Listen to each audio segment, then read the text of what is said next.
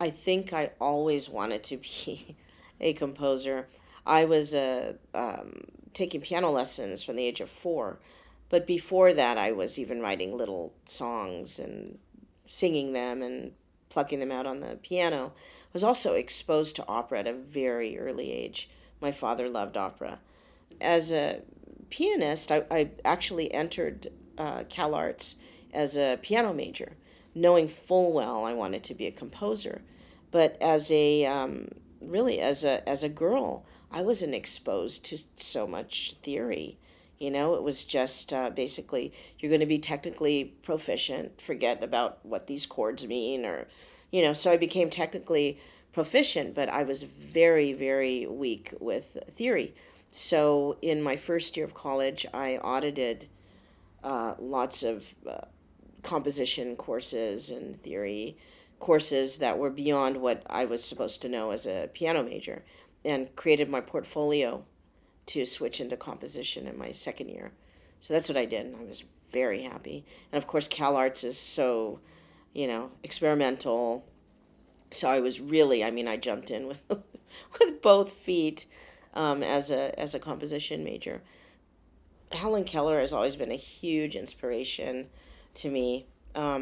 As a child, I saw The Miracle Worker, and then I read The Story of My Life, and it gave me a completely different perspective on Helen Keller. Not, I didn't look at her as just a disabled person, which is so easy to do, and you end up focusing a lot on Anne Sullivan as the miracle worker.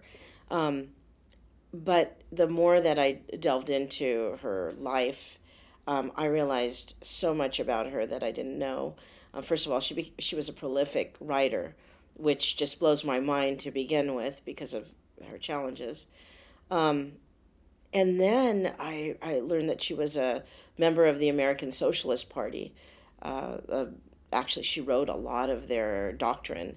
Also, Helen Keller was a major civil rights activist, not just with the suffragette movement, but with civil rights. She died in 1968.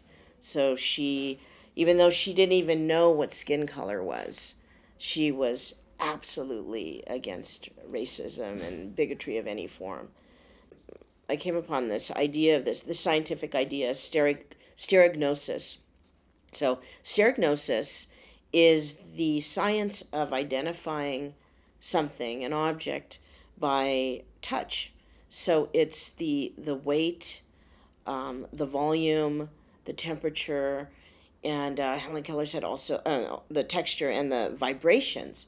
And from what she writes, she could feel vibrations in everything.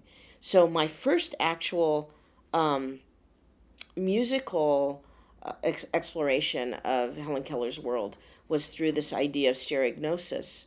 So I tried to define different objects, and what might be her experience musically. So without any text or lyrics or any suggestion of them, it was really with the sounds of the instruments.